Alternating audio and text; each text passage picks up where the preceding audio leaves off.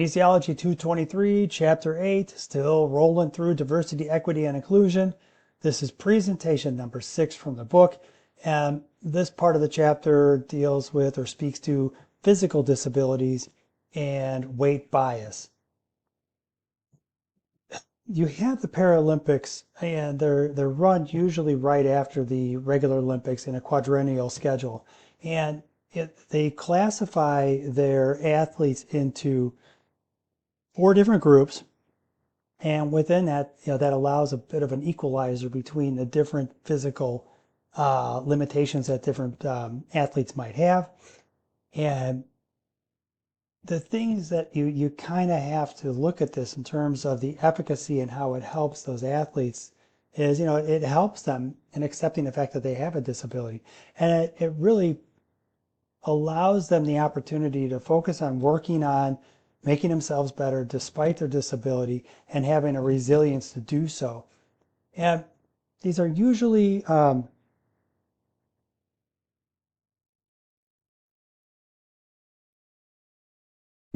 223, Chapter 8, still on diversity, equity, and inclusion. This is book presentation number 6. We're talking about physical disabilities and weight bias. Now, with this slide, there's a typo, and I'll fix it. But in this video, it'll be right there. Partnet should be partner. So the Paralympics, which usually runs after the regular Olympic Games, it runs on a quadrennial program or quadrennial schedule. And you have athletes that are classified into 4 different groups based upon possibly their limitations as a result of their disability. They do that to kind of equalize the different pools of athletes that are competing against one another. Some considerations you need to take into account are, folks that participate or athletes that participate in the Paralympic Games tend to be older. The process of being in the games, it provides aid, if you will, or assists the participants in accepting their disability. And also because there's planning and workouts and they're working towards a much larger goal, it helps to put in place some resiliency despite the fact they may have a physical disability. Many times they're paired with a partner to assist, and it gives them an opportunity to have some connectedness and some bonding when they might feel somewhat socially isolated because of their physical disability. And then the athletes have the psychological and emotional, what the fuck is that? We are Chapter 8, Kinesiology 223, book presentation number 6. We're going to talk about physical disabilities and weight bias in this presentation. Let's jump in. The Paralympics, a little different than Special Olympics, but the Paralympics are run after the regular Olympics, usually on a quadrennial schedule. And with the Paralympics, you have athletes are divided into 4 main groups, and it's based loosely off of their different disabilities. So they're basically competing within a group that is similar to themselves. I'm not sure the calculus behind how they place different people in different groups, but that's kind of the outside the scope for this class. But understand that they have 4 different groups.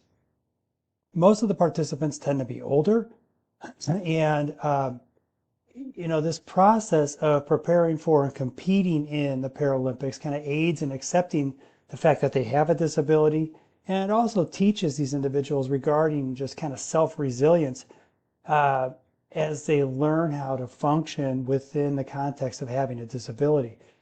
Usually these individuals are, fuck sake!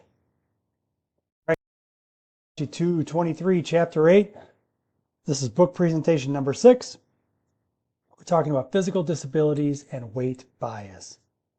Within physical disabilities, you have the Paralympic Games, and the Paralympic Games are usually run right after the Olympics, kind of on a quadrennial schedule. The athletes are broken out into 4 main groups, and that's based upon, and I'm not sure the calculus behind this, and it's kind of outside the scope of this class, but their athletes are classified into 4 main groups, and these 4 main groups are based off the different characteristics of a specific disability that the person may have or might have. It provides some equilibrium, if you will, or some equality within the process between the different groups. Most of the participants tend to be older. The process of preparing for and competing in the games aids in helping the athletes, better understand and accept their disability and understand that they have a certain amount of resilience that they can execute to be able to function, not only to prepare for the Paralympic Games, but also in their day-to-day lives.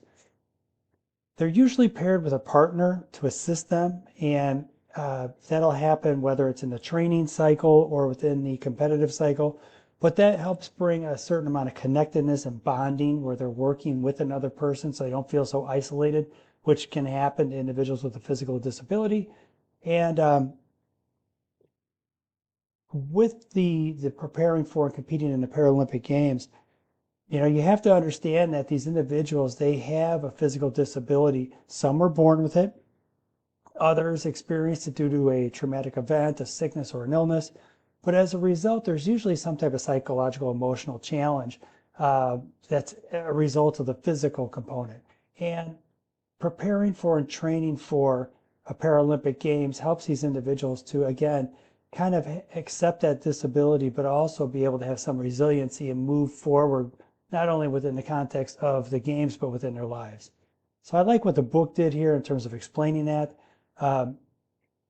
They also note that competitors should be recognized for their capabilities, but not their limitations, meaning their disability. On board with that. Now, there is a little bit of an identity crisis, and I agree with this, and this happens to all athletes who go through their competitive life cycle and they get to their end of their 4 years of college, and all of a sudden their identity of being an athlete is gone. It's kind of the same thing in the Paralympics, where they talk about an athlete who is competing as a Paralympian. They had to go through and process some sense of loss on the front end due to their disability.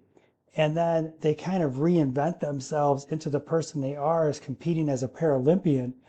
And then, yet again, they end up having an identity crisis when they're done competing.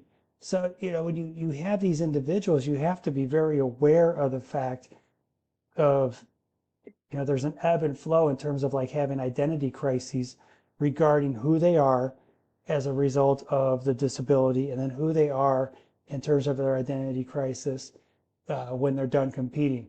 And you'll have that when you work with people in the general population as well. To a certain degree, when you have like a physical therapy environment, it's the exact opposite.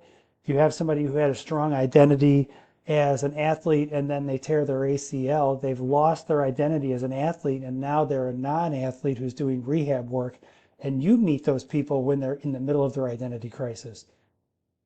A little bit different animal. Now, everything that I read in this little part, this passage in this chapter, I thought it was on point in terms of the benefits that you have. And then it's not just specific to the person, but you have the family, and you kind of a halo effect within the public environment itself. I like this a lot, and I like how they talk about then, it's imperative that people working in physical activity and sports setting make sport more inclusive and open to these individuals. And in some regard, and I said it before, when you have to speak up for people within your orbit who might be on your team, you have to be like the voice of advocacy. And even in this environment, when you start talking about Paralympics as well as Special Olympics, you may have to stand up and be the voice of advocacy for somebody else who can't. So just realize that, when you get in here, you have to, of course, increase awareness and educate the public on the importance of sport and physical activity. But as a professional, you should also advocate for eliminating some of the environmental barriers that impede participation. But I would also push just a little bit further on that gas pedal and say, you have to also advocate for eliminating some other personal, psychological, and emotional barriers that that person might have in the form of competing or preparing to compete.